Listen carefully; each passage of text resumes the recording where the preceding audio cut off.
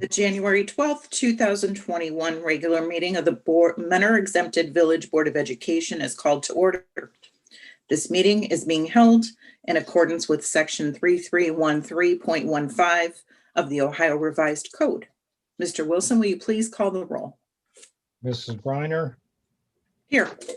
Mr. Buckley, recorded absent. Mrs. Hassan, Here.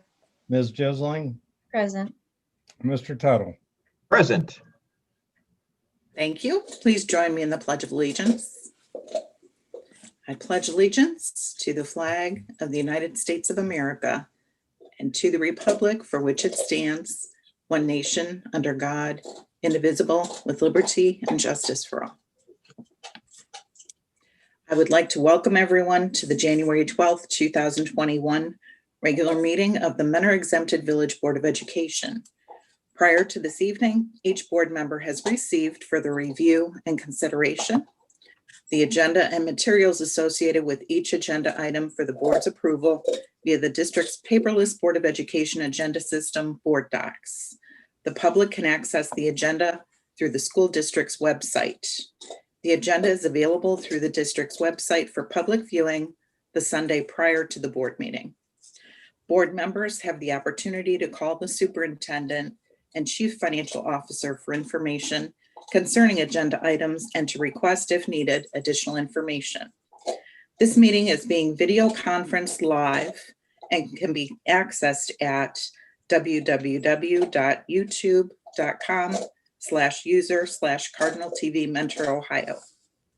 Tonight's meeting will not have public participation. The public can email the board members, superintendent, and chief financial officer with any comments and questions. Email addresses and telephone number can be found on our website, www.mentorschools.net. This meeting is being televised on a delayed basis and will be shown on Spectrum Cable Channel 1026 in Mentor and Channel 1025 in Mentor on the Lake. This meeting is also being videotaped and will be shown on our YouTube channel, Cardinal TV Mentor Ohio. Next, we will have approval of minutes. So moved. Second. Please call the roll. Mr. Tuttle, Yes. Ms. Jisling, Yes. Mrs. Hassan, Yes. Mrs. Briner. Yes. And superintendent's report and recommendations, Mr. Porter. Thank you. Good evening, Madam President, members of the board. I have the following recommendations listed under the consent agenda and recommend approval of items 4A1 through 4A2. So moved. Second. Please call the roll. Ms. Jisling, Yes. Mrs. Hassan, Yes. Mr. Tuttle, Yes. Mrs. Briner. Yes. Thank you. Before we go on, I'd like to give a big shout out to all those individuals and businesses, but mostly individuals, with all the donations. What an impressive list. And also out to the Mentor Schools Foundation. Fantastic. I mean, I'm impressed. I mean, we really get a great deal of support, contributions throughout the year, but this is, I think, the longest list I've ever seen. That's a good one. Thank you. Thank you. I personally like One District, One Book. Mhm. I know the very first one at Brentwood was the Humphrey one, which we all enjoyed as a family reading every day. Is that right? Yeah, good. They're always good. Thank you. Madam President and members of the board, January is School Board Recognition Month. The entire Mentor Schools community thanks you for everything you do to help make this school system so successful. Tonight, Principal Heather Hardy and students from Bellflower Elementary School and the staff have a presentation for you. And this is the time I think we can mute our microphones.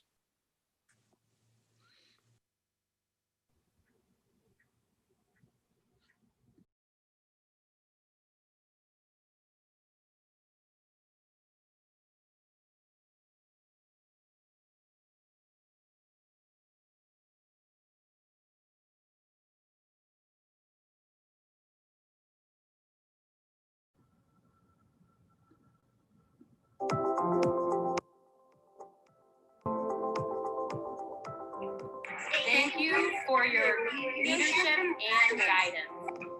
Thank you for making sure we have what we need to succeed. Thank you. Thank you for your motivation. Thank you for your motivation. Thank you for your love of mentor schools.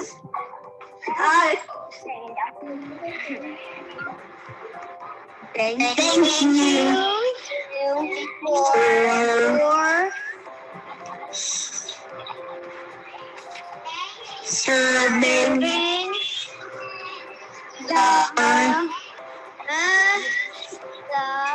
serving children in our community. Thank you for your unwavering support. Thank you. Thank you for your talent. For your dedication. Thank you. Thank you for listening. I want to stay out. Thank you for Thank you for persevering in difficult times. Thank you for keeping us safe. Thank you for making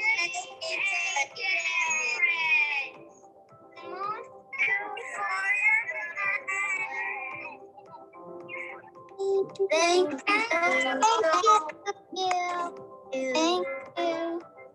for sharing your time.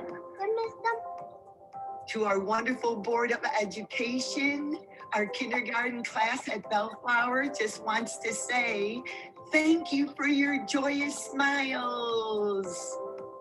Stop it. Thank you for encouragement to keep going. Thank you for your commitment.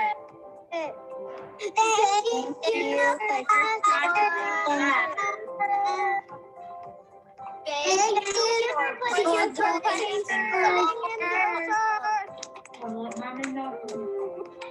Okay. Thank you for being awesome.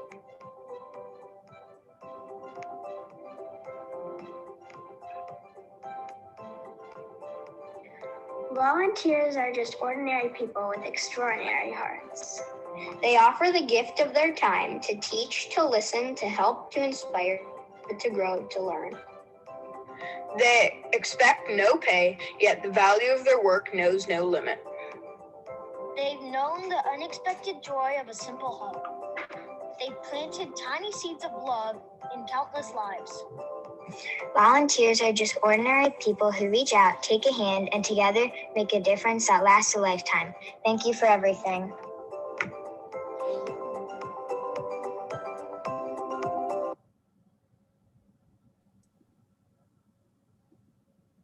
Big So- thank you to Mrs. Hardy and the children of Bellflower for their kindness and the time invested. And I love my lovely arrangement that I found by my door when I got home this afternoon. Thank you so much. That was a very nice gift. And I love the creativity in their presentation. That was awesome. And getting so many children involved. Thank you very much. Yep. That was appreciated. And did you see all those smiles? Every one of them. I love it. They loved what Yeah, they I would like to. were doing. Yeah. Yeah, I would like to say thank you to all the kids, to all the staff of. Thanks a lot. I love to see their faces and the beautiful drawings they have made, all those pictures, and how all the thank yous were like different handwritings, so beautiful. I think the best part of being the board member was I felt today. Yeah. Boy, Breen, we look forward to this every January. It's Yeah. so creative. They the thanks and the Always recognition. very special. Yeah. It makes it all really overwhelmingly worth it. Yeah. So even during a pandemic, you can't stop School Board Recognition Month, and Bellflower came through even in the pandemic. So thanks again to Bellflower Elementary, Ms. Hardy, and all the staff members and students there. Madam President and members of the board, at this time, I would like to share results from our most recent Gallup staff survey. So you'll see some slides coming up on the screen here shortly.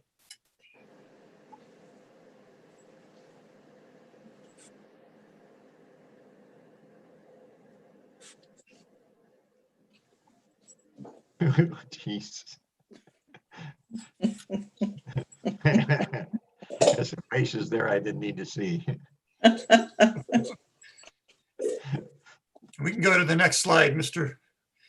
Lynch. Thank you. So I think it's important just to remember the journey that we've been on with Gallup since we began. And it started in the summer of 2018. And even in that time, we've done a lot of work with Gallup. The board had initially recommended we do some more surveying, and I know some have had some really good experiences with Gallup. And just like that's a big name in surveys and polls, they've been everything and more that we could have hoped for. We do have an internal team that works on this, along with all the different leaders in the district that might have different groupings in the surveys that we do. But our internal team, it's myself, Mrs. Burnett from HR, Mr. Luciano from curriculum, and Ms. Kirby from our communications departments, working closely with Gallup to make sure, we're doing this with fidelity. There are 3 categories of feedback that we have received so far in the time that we've been with Gallup, and that most of the time it's been with staff, but even at times with students and parents. Again, we started with staff in the fall of 2018, and that has been most of our measurements. Gallup recommends 1 or 2 measurements a year, and they do recommend, fall and spring for schools is the best time if you're going to do 2. In the fall of 2019, we also surveyed students and parents at that time. We did end up skipping Gallup in the spring of 2020. We were deeply enveloped in the COVID experience, and that was relatively new to us at that time. But we did not want to hold off any longer. So we resumed this fall with just staff at this point. And the key to this, and you'll remember, it's all about engagement of, whoever it is. It could be students, staff, parents. In this case, it's staff members. And it's good, just for a quick definition again of engagement, you always strive for that in the dark green. Those are employees who are highly involved in and enthusiastic about their work. There's ownership in that. And I think of the word investment when I think of engaged employees. You also have in the lighter green, not engaged. And that doesn't mean they're not good employees. It means they may, be a little bit psychologically unattached to their work and company. And maybe not all of their energy and passion is in the work each day. But maybe they're moving toward the engaged category. And then there's the actively disengaged. And that, just generally speaking, employees weren't just unhappy, but they may even be resentful, and undermine things in companies. And I like to use that metaphor of the trash in the hall. When we see trash in the hall in a school building, the engaged person would pick it up, throw it away, might not even think twice about it. It's just in their nature. Someone who's not engaged, they might take care of the trash, but they might call someone else to do it. And the actively disengaged might complain about the hallways, having litter. They might post pictures about it, or they might have even put it there themselves if they're actively disengaged. This is a worldwide, these are worldwide averages of all employment settings. So education, this could be education, this could be medicine, this could be corporations, law firms, what have you. But around the world, we only see 15% of employees worldwide are engaged. At the other end of the spectrum, 18% are actively disengaged, with the high majority in the middle. So that's really a bell curve. Sort of troubling if you think about the worldwide workplace. And one of the things that, when we're talking about Gallup, they measure things through what they call their Q12 questions. And each of these terms that you see in the different colors represents, basically what the Q12 questions are measuring. In this case, it would be in the employees. And you can see it basically breaks down into 4 basic categories: someone's basic needs, someone's individual needs, someone's needs to gain growth or to manufacture growth, and someone's need to be part of someone's need to be part of a team as well. And with the engagement, when you're working with a big pool of people, the goal is, this is a process. So not everything is going to happen in year 1 or year 2. And many of the companies in school districts, for that matter, that have been involved with Gallup have been involved for many years. But the goal is always to sort of move that entire group that you're measuring to the right, toward higher engagement, and to set goals along the way. And that's what we've been doing. And some key points before we look at our data: we have had tremendous training and support from Gallup all the way through. And we've found them to be extremely responsive and professional. We have also spent considerable time, about 1.5 years ago, having an in-service for all of our administrators, because many of our administrators are either heading up buildings or heading up departments. And a lot of the information that they get back, speaks directly to those buildings or to those departments. All of the administrators are able to then run state of the team conversations in their schools or their departments, which are sort of structured meetings for how we can look at our data, dissect it, celebrate the good things, and maybe target some things for improvement. It's also important to note, and Gallup will tell us, surveys are not manager evaluations. And that's not to entirely disconnect. When there's strong leadership in buildings or in departments, that can, certainly, help results. But Gallup will tell you engagement is everyone's responsibility. So it's sort of a team approach that way. And as you heard me say a second ago, we try to celebrate things that are going well. Gallup makes sure to emphasize that. And obviously, it's very important to pick 1 or 2 things to work on to develop a plan. Gallup, even if the results wouldn't be good, they wouldn't tell you, don't try to fix everything. Pick 1 or 2 things that you can really focus on. And if you do those things well, that can naturally even help to elevate some other areas that may need lifting. Because a lot of these things are not necessarily, the categories are not disconnected from one another. In education, historically, the 2 lowest scoring categories were, does my opinion count? And is my work being recognized? And so we'll see shortly, how that turned out for us. You also probably remember scores on a 1 to 5 scale, 5 being maximum engagement. And there are some questions, when we look at some of the questions that are on here, some historically just score higher and some score lower, just by the very nature of the question. So you could have a low score on something, but it's actually a pretty good score for that question. And the reverse could also happen as well. And so let's look at our staff Gallup data from the most recent measurements, the fall of 2020.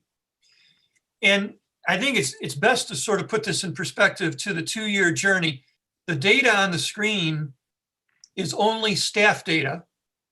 And if you especially focus on the yellow at the bottom, those are the most current marks. And the one at the top is our starting point 2 years ago.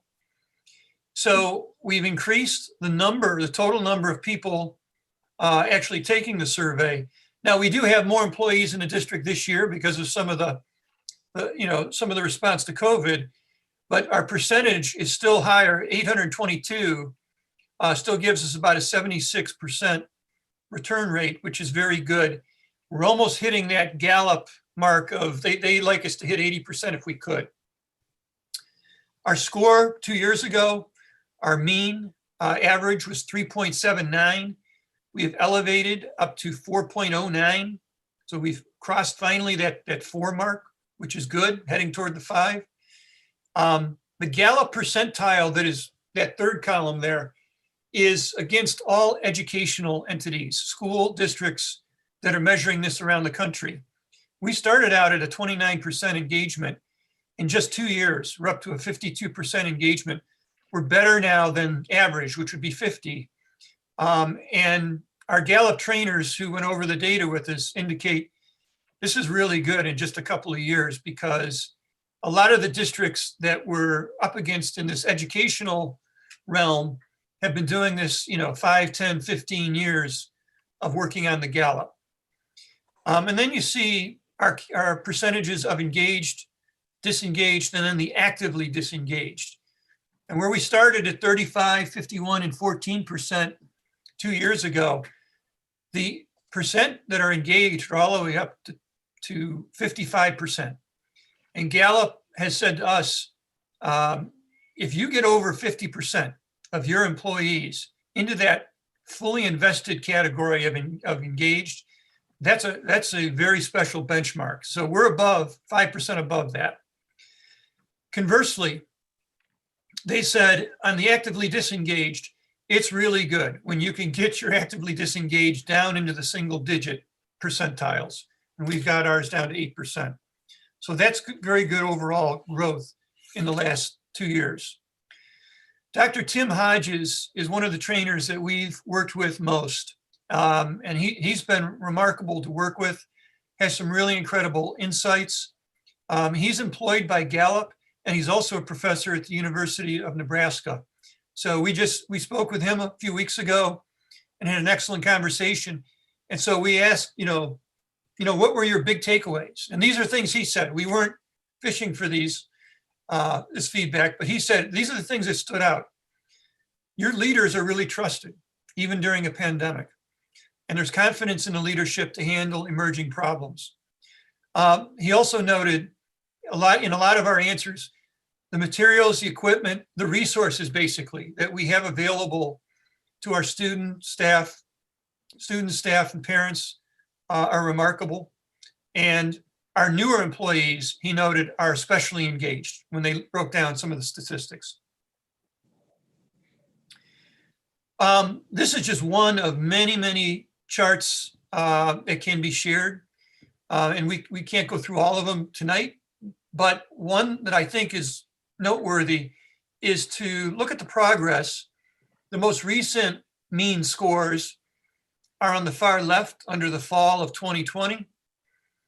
And there's an asterisk there that denotes if it's that building's highest score in the 4 measurements. Now, a couple of the buildings, we did measure Garfield for the first time this year as its own preschool. Also, Mentor Schools Online was measured as its own entity this year. And you can see so many of the mean scores are above that 4 mark. And you can look to the far right where some of the schools, some of the buildings started, 2 years ago. And some of the progress that's been made is really remarkable in 2 years. So I think, you can see I think there are 11 or 12 asterisks in that far left column, which resembles this year. And we really didn't know going into, this survey, how things would come out in the middle of a pandemic. So I think it speaks remarkably to our staff. This page shows you the Q12 questions, which are those key 12 questions measuring those basic, sort of those basic things that Gallup can measure all over the world in workplaces. And the most noteworthy column, I think, is column 4, where it says change, and you see some green arrows pointing up next to some of the numbers. Dr. Hodges shared with us This is the growth that we've experienced for a particular question.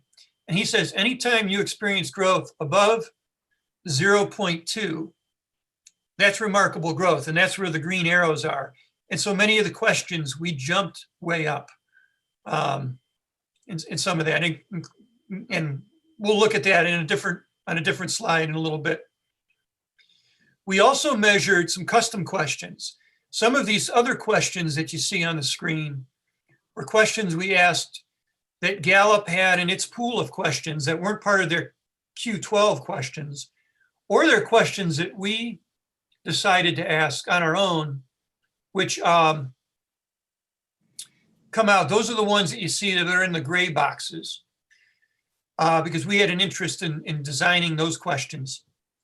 The only one that you'll note went down, and just by a little bit, is do you feel safe in your work environment? I think it's natural to assume that with COVID happening, and just the natural dangers of the virus, that was going to probably go down a little bit, but it didn't go down a whole lot, 0.13.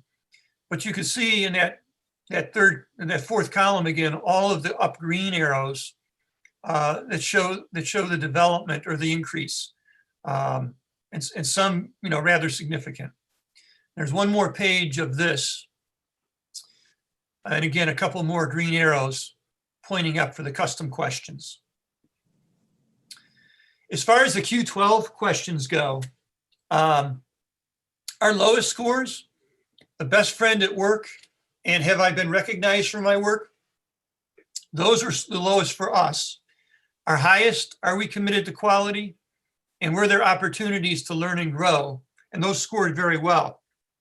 I must also mention, so even though it was one of our lowest, I've been recognized for my work, that was also one that made the most movement, sort of up the chart. So we must be making some gains there with some, still room for improvement. That jumped 0.40, overall satisfaction up 0.31, my opinions count up 0.31. And if you remember, the recognition and the opinions count are sort of the hardest ones to get traction on. Our next steps for Gallup, we're going to analyze, we analyzed the fall data with our administrative team. That's been done. We analyzed with a Gallup team. That's been done. We analyzed with all of our administrators before the winter break. Tonight, we're sharing these results with the board. And I'm going to send out more specific information to you in this Friday's update, so you can sort of dig in. And you're not time bound by me putting a slide up on a screen. You can look at that at your own leisure. We will be sharing some of the fall data with staff at meetings these next couple of months in the buildings and in the departments. And a lot of that will be very specific to those buildings and to those departments. And again, we'll be identifying and celebrating strengths with staff. We will identify and make action plans for 1 to 2 areas of improvement for each school building or each department. We'll obviously begin to carry out some of our action plans, and we'll rerun the testing survey in the spring of 21. But this year also, this is the end of our 3rd year with Gallup, and I'm looking to renew our contract with them because I want to continue to build on what we've started. And having worked with Gallup and having seen the investment, particularly from our staff in some of the action plans, I think it's been well worth the investment that we made. So Excellent. with that, I'm happy to take any questions. Thanks for that continuity, Bill. The temptation, I'm sure, was with the strangeness of this past year to put everything on hold. And I'm so impressed that there is still tremendous continuity. Thank you. We did decide, as I had mentioned, to skip it in the spring. The timing just didn't seem right. Pandemic was so new to us, and there were so many additional pressures in the spring. But it did not make sense to delay it any longer. We wanted to get back to our business and sort of power through. And, we really didn't know what to expect in the results. Bill, thank you for the update. I'm glad to see the improvements. I think you're right. Gallup, I think more than anything is a trusted name. And I think that is important when people do a survey. I think there's a lot of reluctance as far as, are my comments going to be anonymous? And, one of the reasons we brought it on board was Deanna and I's recommendation, because it's something that Progressive has used for years. And it just takes time for people to understand that, nothing is going to come back on you. It's to help us improve our processes and the way we do business and to make things better. So I'm glad to see the improvement. That is very encouraging. So I'm glad that continues. Thank you. Yeah, I recognize that there's been an increase in communications. Just a few short years ago, we had staff who felt they didn't know enough. They weren't in the loop, so to speak. Information, they didn't know where we were going. Some were, not part of the team movement. They felt they weren't being involved. They didn't know, where are we going? Why don't we have a plan? And now we have a plan, thanks to you, Bill. That's right on track. Communication has increased. This, to me, reflects communication. When your staff, administrators, staff, teachers, everyone, they don't know, and if they have questions, it's tough to get them to participate. That they just sit back, and participation has grown. The satisfaction, it's moving in the right direction. It's just moving forward. When you engage your employees, your staff, and they know the direction and they get the support, just like it was listed, these are the results. It can get better. I mean, it will get better. It'll improve as long as they recognize the continuity and the support. Some you'll the totally disengaged. Yeah, there's personalities. It's tough. But thank you very much. The great Gallup to do what we've done. Totally in support of that. The results show positive. Thank you. Thank you. The communication piece has been a team effort, and there are a lot of people that have a lot to do with that. So thank you. I just want to add a comment on the results. Since I have some experience of the surveys, I feel like where we have seen the improvement, that's where we were expecting the improvement. So it's not a shocker. If I wouldn't have seen the improvement in those areas where we have seen, I would have been like, oh, I don't know what's going on. So results does show the reflection of what our staff thinks.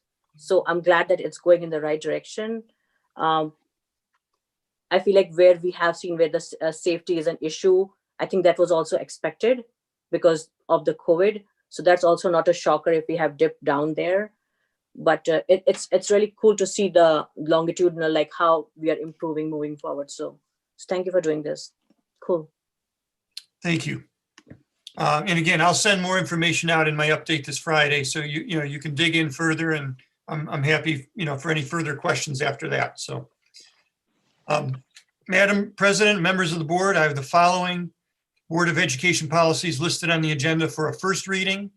Because this is a first reading, no vote is necessary.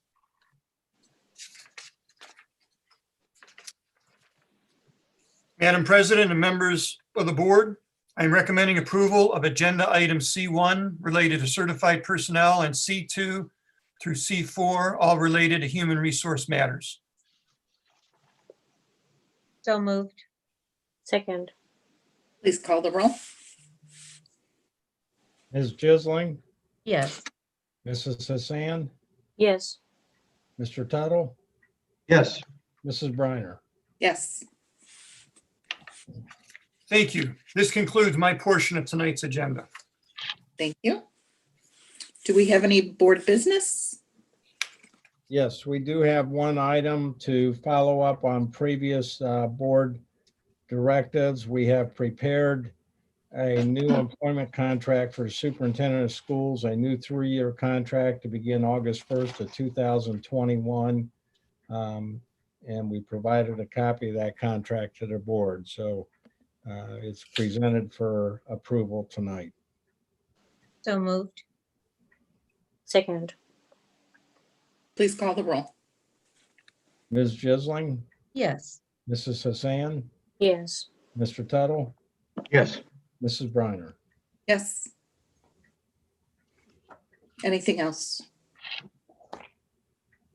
We do also have a second reading and a request for adoption for new board policy 8.23, criteria consideration for tax abatement requests. This was presented for a first reading last month.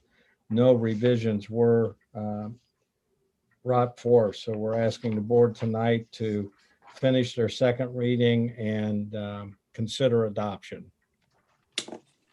So moved. Second. Please call the roll. Ms. Jisling, Yes. Mrs. Hassan, Yes. Mr. Tuttle, Yes. Mrs. Briner. Yes. And we have a legislative report, I believe, this evening. Mr. Yes. Tuttle? Thank you. Mrs. Briner. Educational bills passed in the lame duck awaits DeWine's signature. During the lame duck session, the General Assembly sent a large quantity of bills to the governor. And among those bills are multiple education-related bills. One of those bills is House Bill 409, which modifies student attendance requirements at certain e-schools, provides flexibility to school districts regarding educational requirements of substitute teachers for the 2021 school year, and the changes educational law for the 2021 school year to provide school districts continued flexibility and relief during the COVID-19 pandemic. The education law changes include: it exempts districts from retaining a student under the 3rd grade reading guarantee for the 2021 school year. It extends the ability of the superintendent of public instruction to adjust or waive the deadlines on a variety of actions regulated by the State Board of Education, including the filling of a vacancy on a Board of Education. It prohibits state report cards from the 2021 school year and provides a safe harbor from sanctions or penalties from state report card ratings. So we've heard these before, and it's one of those bills awaiting his approval. A second bill waiting for action from DeWine is House Bill 436, which requires districts by the 2022-23 school year to administer annual dyslexia screenings for students in grades K through 5. It requires the establishment of a multi-sensory structured literacy certification process for teachers employed by the district or school who provide instruction in grades K through 3. The bill also requires all K through 3 teachers and special ed teachers in grades 4 through 12 to complete between 6 and 18 hours of professional development over a set time frame. Be nice if we get the funding for that as well, wouldn't it? I'm not against the training, but certainly would help the funding. Additionally, all the following bills are waiting for action from DeWine. House Bill 210 requires preschool programs and other entities licensed by ODE to screen and test prospective employees for tuberculosis, as well as annually test certain employees for a 5-year period. You may recall, some of us recall, that we used to get this done regularly in school. And what's been happening is that there's been an increase of TB across the nation, and it's time this comes back. House Bill 442, which modifies pupil services licenses to require only registration with ODE if the individual was already licensed by another professional board. Senate Bill 68 requires a state model curriculum for high school students on read along with me and listen. Senate Bill 68 requires a state model curriculum for high school students on proper interactions with police officers during traffic stops and other encounters, and requires districts to incorporate this curriculum into at least one course required for high school graduation. I'll leave that for comment unless you want to make a comment now. Wow. Go ahead. Anyone? No? Senate Bill 259 requires the installation of water bottle filling stations and drinking fountains in new school buildings that are constructed with assistance from Ohio Facilities Construction Commission. Senate Bill 331, which sunsets the academic standards review committees in English, math, social studies, and science, among other committees and councils. It also requires a sunset review committee to be convened during each General Assembly.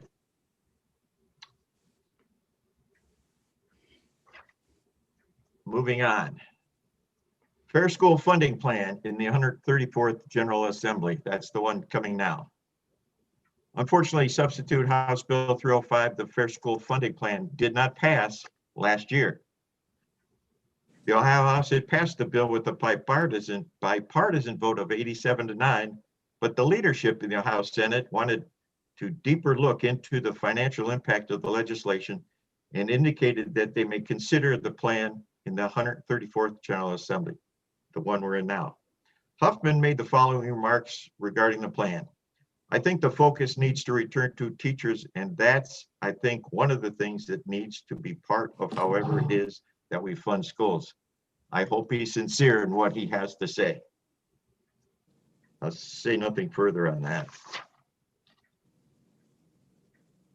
The White House and Congress continue to address COVID-19 in the new stimulus bill.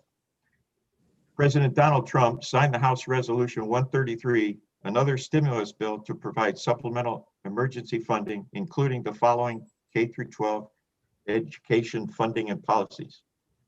$54 billion for elementary and secondary school emergency relief. It was received through formula grants to states, at least 90% of which must support local educational agencies' coronavirus response activities. Funds will be distributed to states using the Every Student Succeeds Act Title I-A formula. Over $4 billion to the Governor's Emergency Education Relief Fund allows governors to in each state to allocate at their discretion for emergency support grants to local educational agencies. Of those funds, $2.75 billion are to be used for private K-12 schools. It extends the spending deadline of the Coronavirus Relief Fund to December 31, 2021. The original deadline was December 30, 2020. That's really positive to move it forward, not stop. The allocation for states have not yet been announced, but distribution methodology appears to be largely the same as CARES Act, under which Ohio received roughly 3.6% of the nation's share. Would be nice if it were greater. That would mean Ohio could receive roughly 1.74 billion in new funds. Additional information will be provided as it is released from the Ohio Department of Education. Any thoughts, comments? Okay, thank you very much. That's it. Thanks, Tom. You're welcome. All right, Mr. Wilson, Chief Financial Officer's report and recommendations.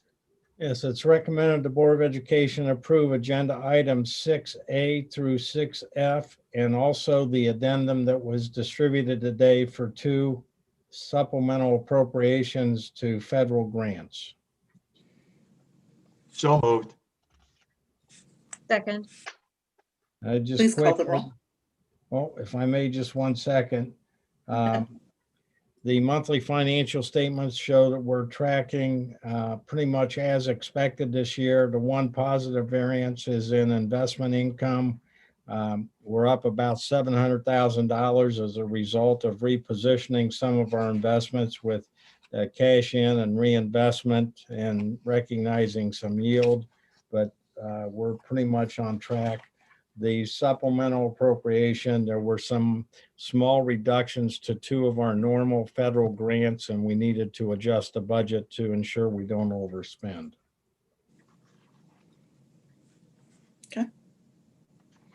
Please call the roll. Mr. Tuttle, Yes. Ms. Jisling, Yes. Mrs. Hassan, Yes. Mrs. Briner. Yes. Next, following up our tax budget hearing from earlier this evening, I would request that the Board of Education formally approve the 2022 tax budget and authorize me to file it with the Lake County Budget Commission. So moved. So, second, Please call the roll. Ms. Jisling, Yes. Mr. Tuttle, yes. Mrs. Hassan, Yes. Mrs. Briner. Yes. That completes my agenda items this evening. Thank you. Any unfinished business for the board? Any new business? I don't have a new business, but did we miss to talk about the meeting days in our organizational meeting? Or did we talk? We did miss, right? Yes, but we could still discuss them now. Okay. I was just thinking Mondays work a lot better for me for Tuesday meetings. But if it works for everybody, can we move our meetings to Mondays from Tuesdays?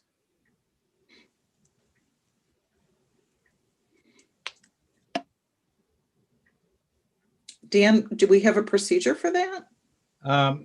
Typically, we're required at the organizational meeting to set our regular meeting dates for the year, but there's also the authority to revise those meeting dates at the board's discretion. So we could consider revising the regular meeting dates if the board was so inclined.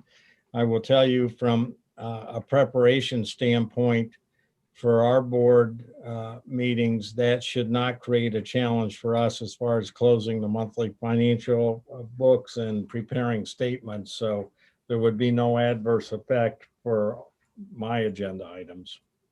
Is there any conflict with the city council meetings? I think theirs are typically Tuesday, aren't they? I'm not certain.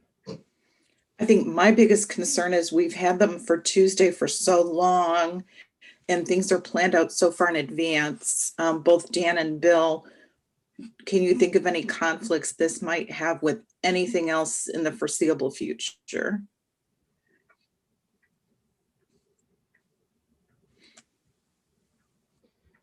Again, in my world, in my section of the agenda, the movement of one day forward would not create any significant challenges for us. So if it were to be the second Mondays of every month, the one consideration would be federal holidays that sometimes fall on a Monday, how we sync those up. In January, it's the third Monday of the month, but we've periodically encountered a challenge with holiday schedules anyway. Bill, that would conflict with Mentor Schools Foundation's meeting night, wouldn't it? Foundation meets once a month on Mondays. Usually it's the Monday, like they met last night, so it's the Monday before the board meeting. So they would have to probably reconsider. Anyone else have questions, comments on that?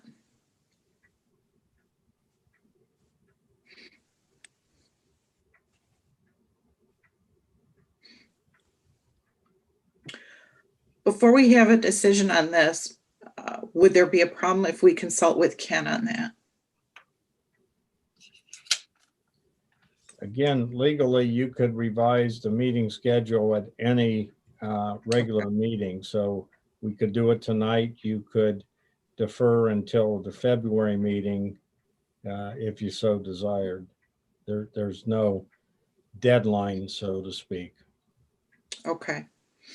Ambreen, would that be okay if we checked with Ken on that? Oh, sure. I want everybody to be comfortable if because I know maybe it's been years and I just don't want that because of me. I'm just not saying the reason, but it was conflicting with something. So that's why I was thinking it will be like I can devote my total time on Monday compared to Tuesdays. So, but that will be fine. If it's okay with everyone, I want everybody to be comfortable with it before we move.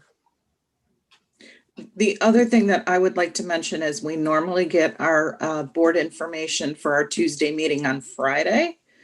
Would that give us one less day, or Bill, would we be able to back that up a day? We might be able to back that up a day. We would just, we would hit the deadline, whatever we need to do. So yeah, I wouldn't want to, we want to give probably the same number of days. Okay, so I would suggest that we all give that some thought, and if we can table it until next month's meeting. And then I will run it by Ken so that he has some time to think about it too. We can check our calendars, our other commitments, and then would we take a vote on it, Dan, or just come to consensus? What we'll do is list it under old business on next month's agenda, and that'll bring it to the table for discussion. And if you're so inclined, you can vote on it. If there's not going to be a change, there's no need for a vote. Okay. Sound good with everyone? All right, thank you. Move it forward. Any other new business?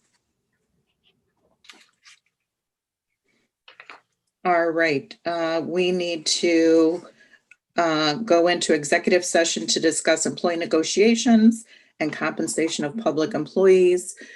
Is there any chance we might be taking a vote on anything? Yes, we anticipate the board will come out of executive session and consider a recommendation from the superintendent. So I would suggest that that is a possibility. All right, then I will take a motion to go into executive session. So So moved. moved. Second. Please call the roll. Mr. Tuttle, Yes. Ms. Jisling, Yes. Mrs. Hassan, Yes. Mrs. Briner. Yes. Okay. We will be back. Thank you.